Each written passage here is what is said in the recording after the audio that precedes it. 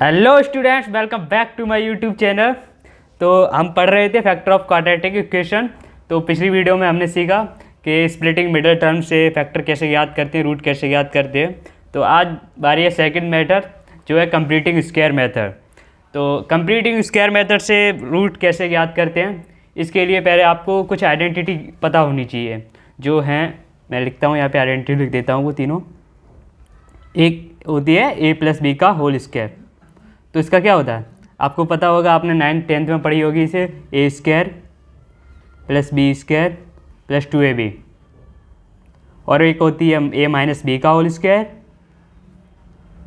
और इसका क्या होता है a square plus b square minus 2ab। एक और आइडेंटिटी होती है जो a square minus b square.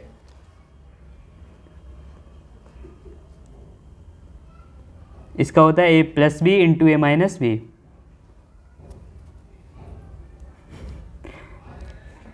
तो ये तीनों आइडेंटिटी आपको पता होनी चाहिए, तभी आप ये कंप्लीटिंग स्क्वायर मेथड से रूट याद कर सकते हैं। तो चलिए एग्जांपल लेते हैं और स्टार्ट करते हैं। सबसे पहले पहला एग्जांपल एक लेता हूँ मैं, क्या लेना है, एक्स स्क्वायर प्लस 8x और प्लस 60 = 0। तो इसे हम कंप्लीट स्क्वायर मेथड से सॉल्व करेंगे। तो इसमें क्या करना है आपको, यहाँ पे 3 टर्म दिख रही होंगी, तो इनको a प्लस बी का होल स्क्वायर या a माइनस बी का होल स्क्वायर में कन्वर्ट करना है। तो सबसे पहले इसे होल स्क्वायर बनाएंगे। तो पहली टर्म आपको डायरेक्ट स्क्वायर में दिख रही है, तो इसे लिख देंगे x का होल स्क्वायर। इसे जो x वाली टर्म है इसे हम बनाएंगे 2ab वाली टर्म में कन्वर्ट करेंगे। तो यहाँ पे इसे 2 इंटू ए क्या लिया था आपने, a की जगह x लिया था, तो x लिख लेंगे इंटू। अब 2x तो आ गया, यहाँ से हमने 2x तो ले लिया, बचा क्या है, बचा है 4। यानी b, जो b वाली टर्म है वो क्या बन गई है, 4 बन गई। जैसे 2ab होता है ना, तो 2 तो 2 आ गया, a की जगह x आ गया, b की जगह क्या आया 4। तो हमें अब क्या बनाना है, बी स्क्वायर बनाना है, यानी 4 का स्क्वायर यहाँ पे बनाना है। अब होता क्या है 4 का स्क्वायर होता है 60। वही तो यहाँ पे लिखा है, देखिए 4 का स्क्वायर 60, या फिर यहाँ पे 60 तो लिखा है, बात तो एक ही है दोनों का। इसे 0 लिख देंगे। तो सिंपली ये होल स्क्वायर बन चुकी है यहाँ पे a square plus b square plus 2ab। तो इसे लिख देंगे ए एक्स प्लस 4 का होल स्क्वायर इक्वल टू 0। तो यहाँ पे 2 रूट आ जाएंगे, x प्लस 4 x प्लस 4। अब 2 रूट्स, अब बारी है इनकी रूट्स क्या होंगे। तो यहाँ से एक रूट आएगा x बराबर -4, और यहाँ पे इसका रूट आएगा x बराबर -4, यानी दोनों रूट सेम होंगे। तो चलिए एक और एग्जांपल लेते हैं, थोड़ा इससे कम समझ में आया होगा। दूसरा एग्जांपल लेता हूँ मैं, लेते हैं चलिए 9x²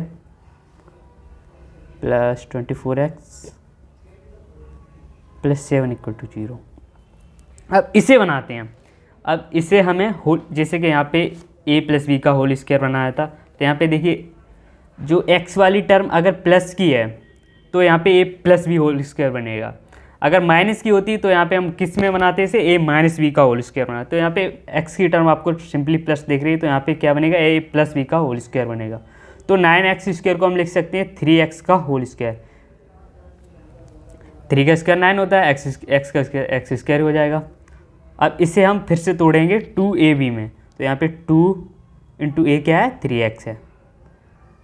अब 3x इंटू 2 क्या हो गया, 6x। अब यहाँ पे बचेगा क्या, अगर हम 6x यहाँ से निकाल लें तो क्या बचेगा, 4 बचेगा। अब देखो यहाँ पे भी बन गया 2ab, b क्या है 4, तो यहाँ पे हमें 4 का स्क्वायर चाहिए। अगर a प्लस बी का होल स्क्वायर बनाना तो हमें b का स्क्वायर चाहिए होगा, तो यहाँ पे 4 का स्क्वायर हम लिखेंगे। अब देखिए यहाँ पे 4 का स्क्वायर करेंगे तो वो 60 आ रहा है, और यहाँ पे सिर्फ 7 है, तो हमने यहाँ पे +9 किया हुआ है। यहाँ पे एक प्रकार से देखेंगे, अगर यहाँ पे 60 है लेकिन यहाँ पे सिर्फ 7 है, तो यहाँ पे हमने +9 किया, तो यहाँ पे -9 भी हमें करना पड़ेगा। अब क्या है, देखो यहाँ से तो ये a² plus b square plus 2ab बन जाएगा। तो यहाँ से 3x प्लस 4 का होल स्क्वायर बन गया, और ये 9 को लिखेंगे हम 3 का होल स्क्वायर इक्वल टू 0। अब इसको अब यहाँ पे जो तीसरी वाली आइडेंटिटी मैंने ये लिखाई थी आपको, ये वाली काम आएगी। अब देखिए ए स्क्वायर प्लस ए स्क्वायर माइनस बी स्क्वायर, देखिए ये इसे मानेंगे पूरे को ए और ये बी स्क्वायर है, तो ए प्लस बी और ए माइनस बी होता है, तो 3x प्लस 4 ए आ गया, ये प्लस बी यानी प्लस 3। वैसे ही 3x plus 4 minus 3 equal to 0। इसे लिख सकते हैं 3x 4 प्लस 3 क्या होता है 7, और यहाँ से 3x प्लस 1 आ जाएगा इक्वल टू 0। ये दो रूट आ गए इसके। अब अगर रूट्स की बात करें तो इसका रूट आएगा 3x बराबर -7 यानी x इक्वल टू -7/3। यहाँ से इसका रूट आएगा 3x बराबर -1 और x इक्वल टू -1/3। 3 को यहाँ पे डिवाइड में ले आएंगे। तो ये तो था कंप्लीटिंग स्क्वायर मेथड।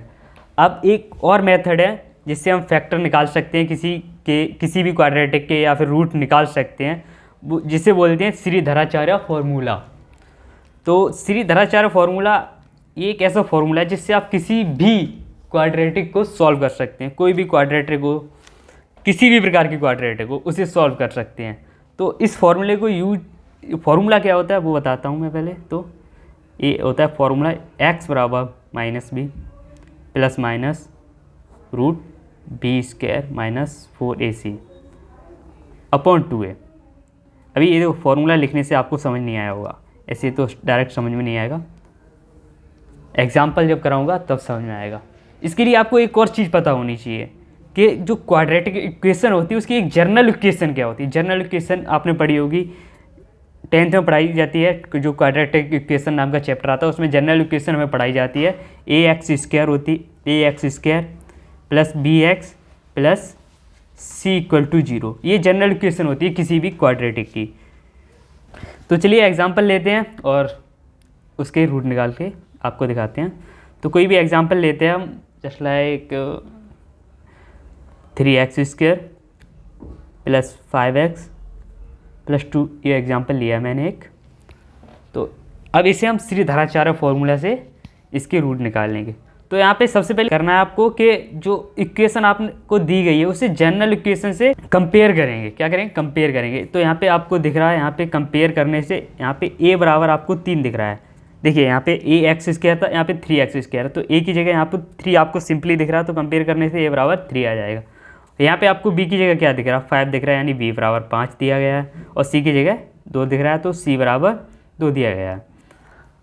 तो अब फॉर्मूला लगाएंगे हम x इक्वल टू माइनस भी होता है, तो माइनस का 5 हो जाएगा, प्लस माइनस रूट लगाएंगे, फिर क्या होता है b स्क्वायर यानी 5 का square minus 4 into a into c, यानी 4 इंटू a क्या दिया गया है 3 इंटू सी क्या है 2 अपॉन 2 इंटू a क्या है 3। तो लिखेंगे -5 ऐसे ही लिखे, -5 से भी कुछ नहीं बोलेंगे। 5 का स्क्वायर क्या होता है? 5 का स्क्वायर होता है 25 माइनस 4 3 जा 12, 12 2 जा 24 अपॉन 3 2 जा 6।